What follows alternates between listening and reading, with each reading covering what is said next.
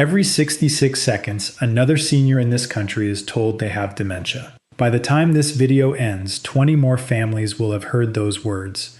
And for some of them, the cause was never their age. It was a medication sitting on the bathroom shelf that they were promised was safe. I'm Dr. John Mayer. After 15 years of practice, I've watched this exact picture play out more times than I can count. Someone who was sharp their whole life starts losing the thread. Names, appointments, the drive home they've made 1,000 times, and everyone around them calls it getting old. It wasn't. It was a medication, one almost nobody thinks to question because a doctor prescribed it and a pharmacy filled it. Here is what the newer research keeps showing. One ordinary, everyday class of drug can pull your memory and your learning down hard inside a single year, and most people taking it have no idea it is happening. Today I am walking you through the 9 medications most closely tied to rapid memory loss, counting down from the ones that get quietly overlooked to the one I consider the most destructive of all. Watch for number 3. It is handed to millions of seniors for something that sounds completely harmless, and it may be shrinking the memory centers of your brain right now without a single warning sign. Before we start, tell me in the comments how old you are and which medications you take every day. I read them, and the age of this audience shapes what I cover next. Let's start at number 9, and don't let the low spot on the list fool you, because this one is sitting in almost every medicine cabinet in America. Number 9. Number 9 is diphenhydramine. You know it by its drugstore name, Benadryl. It is the little pink pill people reach for to fall asleep, to calm an allergy, or to take the edge off a cold.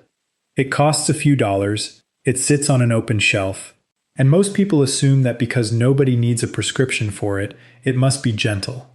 Inside your brain, it is doing something very different. Benadryl belongs to a group of drugs called anticholinergics. That is a long word for a simple idea. They block a brain chemical called acetylcholine. Acetylcholine is the messenger your brain uses to lay down a new memory and to stay alert through the day. As we age, the brain makes less of it and leans harder on every bit it has left. So, a drug that blocks it lands far heavier on a 70-year-old brain than a 30-year-old one. The part that takes the hit is the hippocampus, the small seahorse-shaped structure where new memories are formed before they get filed away. In my practice, I've watched patients take a nightly antihistamine for years and slowly lose their edge, never once connecting the fog to the pink pill by the bed. The research connects it plainly. A 2023 paper in the Journal of Geriatric Cognitive Health followed older adults who used anticholinergic drugs regularly and found a 54% higher risk of developing dementia compared with people who stayed off them, more than half again. Think about that. The normal risk from something most of us treat like candy. Here's what to do. Read the label on anything you take to sleep, and anything marked PM, nighttime, or allergy relief, because those are very often just Benadryl wearing a different name. If you take it for allergies, there are newer antihistamines like loratadine, sold as Claritin, that do not cross into the brain the way Benadryl does and are far safer for the long haul. Never stop a medication on your own. Bring it to your doctor, but stop assuming that over-the-counter means safe for your memory. That is number 9. Number 8 is one your stomach loves and your brain quietly pays for. Number 8. Number 8 is the proton pump inhibitors. The big names are omeprazole, sold as Prilosec, and esomeprazole, sold as Nexium. These shut down acid production in the stomach, and they get handed out for heartburn, reflux, and that burning feeling after meals. People stay on them for years, sometimes decades, because the moment they stop, the symptoms come roaring back. So, it feels like the drug is the only thing holding the line. Here's the part almost nobody hears at the pharmacy counter. Your stomach needs acid to pull certain nutrients out of your food, and chief among them is vitamin B12, which protects the wiring of your nerves and your brain. Turn the acid down far enough, long enough, and your B12 quietly drops. So do magnesium and calcium, 2 minerals your brain cells depend on to fire and signal cleanly. Starve the neurons of those and you get misfires, confusion, and memory slips that look exactly like early Alzheimer's when the real cause is a nutrient your medication has been blocking all along. In 2016, A large study in JAMA Neurology examined more than 73,000 people aged 75 and older. Regular PPI users had a 44% higher risk of dementia than people who did not take them. And the trouble runs deeper than nutrients because PPIs have also been shown to raise levels of amyloid beta in the brain, the sticky protein that builds up in Alzheimer's disease. So, here is the move. If you take a PPI every single day, that is the conversation to have with your doctor. Many people can taper down onto a gentler class called H2 blockers like famotidine, sold as Pepcid, which is far less likely to affect your thinking. Chewing deglycyrrhizated licorice, a natural compound that coats and calms the stomach lining, can ease symptoms with no cost to the brain at all. The goal is the lowest dose for the shortest time, not a pill you take forever out of habit. Number 7 is prescribed for a problem most people would rather not talk about. Number 7. Number 7 is the bladder drugs, and the one to know by name is oxybutynin, sold as Ditropan. It is given to seniors who deal with a sudden, urgent need to get to the bathroom, the kind of overactive bladder that can reshape a whole day. The relief is real, and the embarrassment it spares people is real too. But oxybutynin works by blocking acetylcholine, the same memory chemical Benadryl blocks, and this one slips across into the brain very easily and parks itself right where memories are made. That makes it one of the more dangerous ones on this list for an older adult, especially when taken month after month, year after year. In 2019, the British Medical Journal published a study of people over 65 who took strong anticholinergic drugs like oxybutynin for more than a year. Their risk of dementia was 49% higher, close to 1.5 times the usual risk. And here is what troubles me most. Almost none of them were warned. They were told a pill would calm the bladder. Nobody mentioned it might be dimming the mind at the same time. The fog gets blamed on age. People describe forgetting appointments, losing their keys 10 times a day, dropping the thread of a simple conversation, and everyone around them nods and says, "Well, you're getting older." It is rarely traced back to the prescription until real ground has already been lost.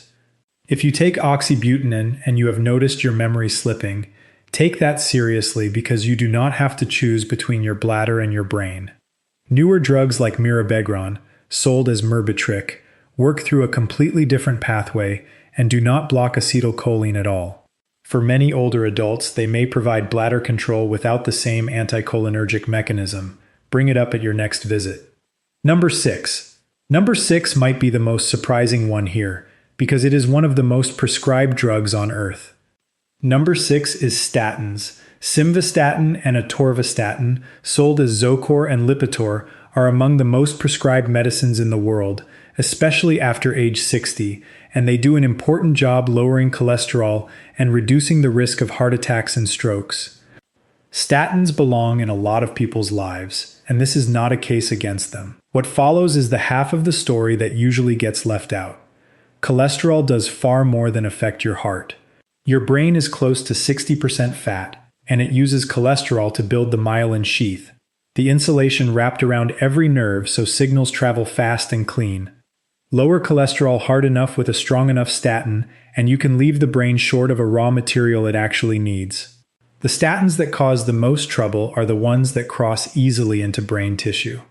In 2023, a study published in Frontiers in Aging Neuroscience found that adults over 70 who had been on statins for more than 3 years had a 26% higher rate of mild cognitive impairment.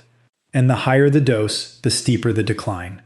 Some patients described frightening blanks, a familiar name gone, a conversation they had just finished erased, a route they had driven for 20 years suddenly unfamiliar.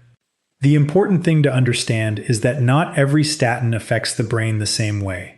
Pravastatin and rosuvastatin do not cross into brain tissue as readily and are generally considered safer choices when it comes to preserving cognitive function.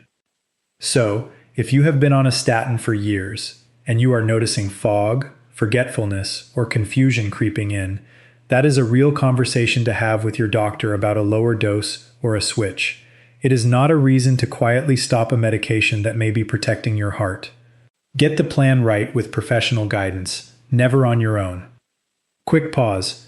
If this is helping connect the dots for you, Take 1 second and tap that like button. It genuinely helps this information reach more seniors who need to hear it.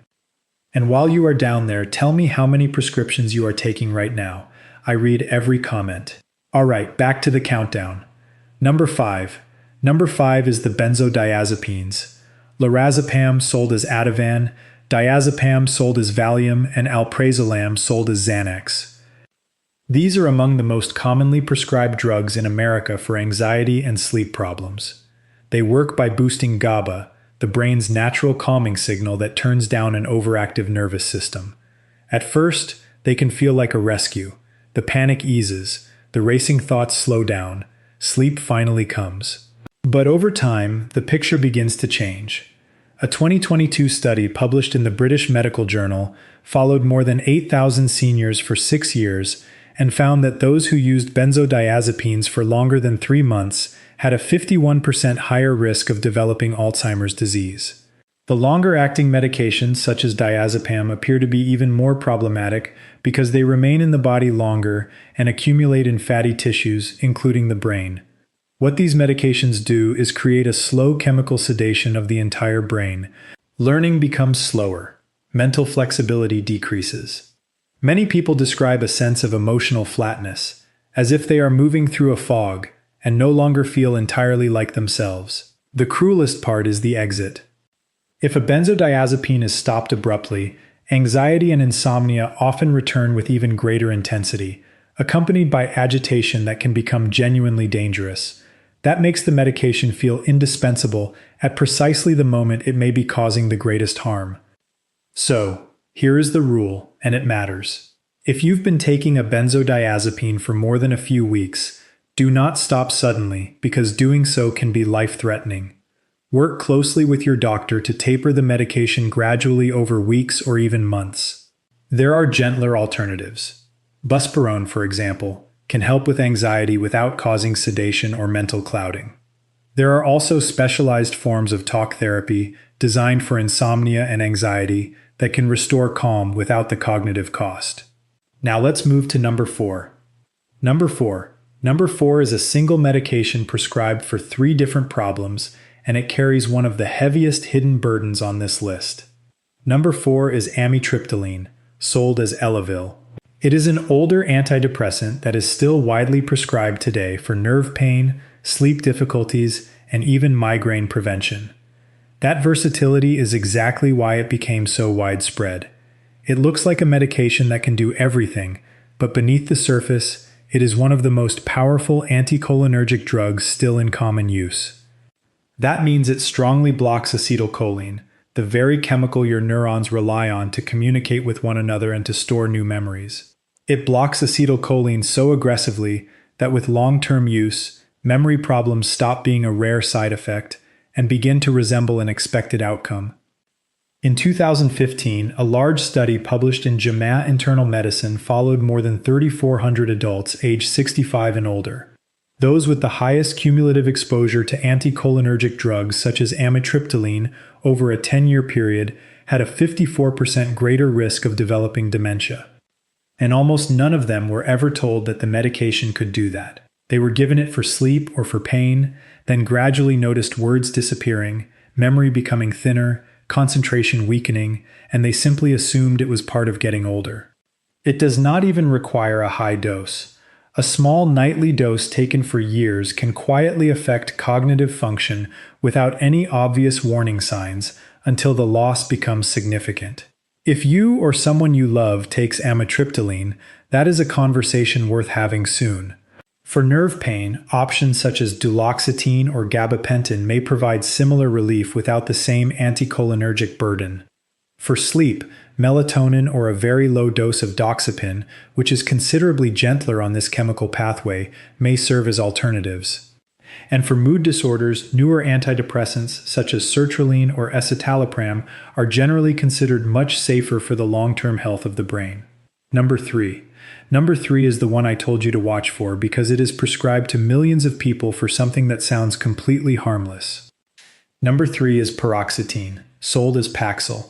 It is one of the most widely prescribed members of a family of antidepressants known as SSRIs, used for both depression and anxiety. On the surface, It appears to be a modern, gentle option, far kinder than many older psychiatric medications. But here's the detail that is rarely discussed. Paroxetine is the one SRI with strong anticholinergic activity. That single characteristic sets it apart from related medications such as sertraline and escitalopram because it affects the same acetylcholine system that every other medication on this list has been disrupting. In 2021, a large review published in Frontiers in Psychiatry examined older adults taking different SSRIs and found that paroxetine users demonstrated measurable declines in short-term memory, word recall, and attention within the first 12 months. Seniors taking paroxetine were 30% more likely to show early signs of cognitive impairment than those using other antidepressants. There is a painful irony in that finding. The medication is prescribed to help stabilize the mind, yet over time, it may erode the very clarity it was intended to protect. The solution here is straightforward. In older adults, paroxetine is generally a medication worth avoiding when alternatives are available. The American Geriatric Society placed it on the Beers list, a formal catalog of medications considered potentially inappropriate for seniors. And paroxetine appears there for precisely these reasons. If you take it, speak with your doctor about the possibility of switching to a safer SRI such as sertraline or escitalopram, which are generally considered to have fewer anticholinergic concerns. Supporting healthy levels of B vitamins, especially B12 and B6, may also help support mood alongside these changes. Number 2. Number 2 is prescribed so quietly that many people taking it do not even realize what type of medication it is. Number 2 is antipsychotic medication, and this one concerns me deeply because many individuals taking these drugs never knowingly agreed to take an antipsychotic. The names include quetiapine, sold as Seroquel, risperidone, sold as Risperdal, and olanzapine, sold as Zyprexa. These medications were originally developed and approved for serious psychiatric conditions such as schizophrenia and bipolar disorder. Today, however, they are often prescribed off-label to older adults for sleep problems, mild restlessness, or agitation associated with dementia itself. Powerful medications designed for severe psychiatric illness are now frequently used in homes and nursing facilities for seniors who are simply confused, restless, or difficult for busy caregivers to manage. The cost can be substantial. In 2022, a study published in Lancet Healthy Longevity followed more than 25,000 older adults and found that those given antipsychotic medications for behavioral symptoms were 71% more likely to experience worsening cognitive decline within a year, even when they had no history of dementia before treatment. These medications can also increase the risk of stroke, sudden cardiac death, and the profound sedation that contributes to falls and hospitalizations. They work by suppressing dopamine, a chemical involved not only in mood regulation, but also in focus, planning, and memory. Reduce dopamine enough, and the brain becomes slower and less responsive. That is why some individuals taking these medications can appear dull, emotionally flat, or almost absent while their families grieve the gradual disappearance of someone who is still physically present.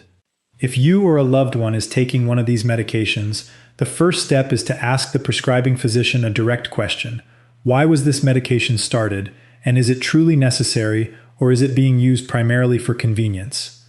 Many behavioral symptoms can often be improved without medication at all through consistent daily routines, reduced noise and overstimulation, treatment of hidden pain, and better management of sleep and lighting. When medication is genuinely required, the lowest effective dose for the shortest possible duration helps reduce harm. Far too often, families are never informed about what these medications can do to the brain. They watch a decline they believe is simply aging, when the true cause may be chemical. Number 1. Now we arrive at number 1. Number 1 is not a single medication at all, and it may be the biggest hidden driver behind every story I have discussed today. Number 1 is anticholinergic polypharmacy.